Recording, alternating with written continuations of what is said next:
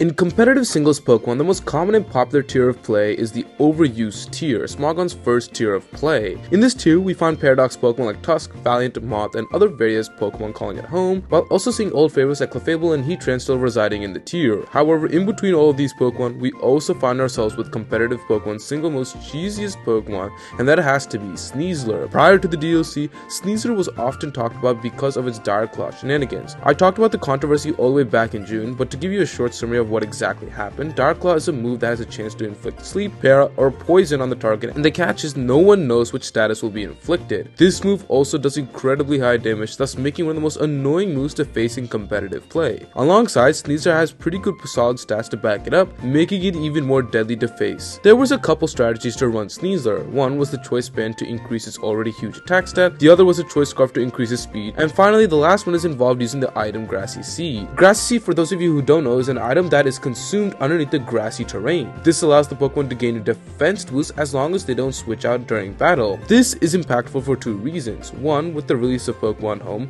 grassy terrain was more accessible through Rillaboom and its hidden ability. However, more importantly, Sneasler has 3 abilities, and out of all 3 of them, one of them is actually called Unburden. This is an ability that allows for a Pokemon to double its speed if an item is lost through competitive battle. As you might have guessed, you pair Grassy Seed, Terrain, and its Unburden ability alongside its already strong strength through stats and move pool makes it a very strong force to be reckoned with in competitive play. But there were a couple issues that prevented it from being the #1 way using Sneasler, and that is mainly Rillaboom wasn't that great in OU. Rillaboom, when it was released in Pokemon Scarlet and Violet, lost its biggest and most important move in Grassy Glide, which was a priority grass type move underneath grassy terrain that does a ton of damage. With no priority, being a slow grass type Pokemon makes it very susceptible to other common Pokemon in the tier at the time like Baxcalibur, and thus it was regulated down to the UU tier. As a result, Sneasler often found itself using one of the choice items during the competitive play, either to gain speed advantage or to deal more power. There would be times though Sneasler would often use the item Focus Sash as well as to activate its Unburden ability alongside Acrobatics after the opponent attacks, as this allows to get it SD up, but that also had problems with it being reduced with priority moves later,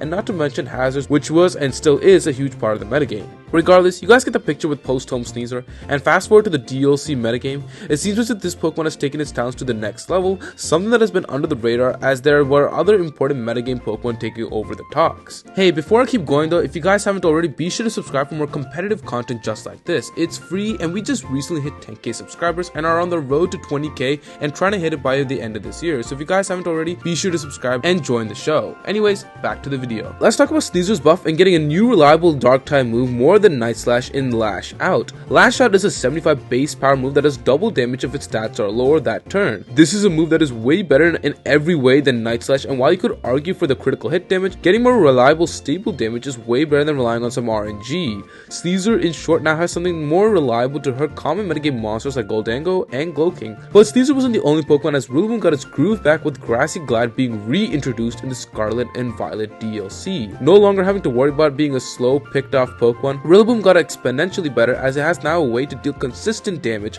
underneath terrain, and while it did get nerfed, Choice Band on it still packs a punch. When you check Peakalytics, the #1 item most Rillaboom players still use is Choice Band, with Grassy Glide being on every single Rillaboom in play. Grassy Glide, Knockoff, U-Turn, etc. Not to mention Terra, Rillaboom is much back to its old self in the Sword and Shield days, as seen with the usage list. With now the uptick of Grassy Glide Rillaboom being more popular than ever, this has enabled Sneasler to gain more popularity with its Unburdened Grassy Seed set. Unburdened Sneasler now with a better Dark type move and a better, more upgraded Rillaboom makes this a very deadly combo. This is backed up also by the recent bans in the OU tier like Baxcalibur, Roaring Moon, Gliscor, etc., making the tier more eerily similar to the post-home metagame with some changes here and there. More bans mean there's more time for Sneasler to shine and less significant counters to it, which is why, especially after the Gliscor ban, it has become more so the talk of the meta with every passing minute. Its power is incredible as mentioned before, however its signature move Dire Claw, having to see that move more times during the match means there's more chances of one of those statuses being inflicted at the wrong time, which can cost your teams more times than not,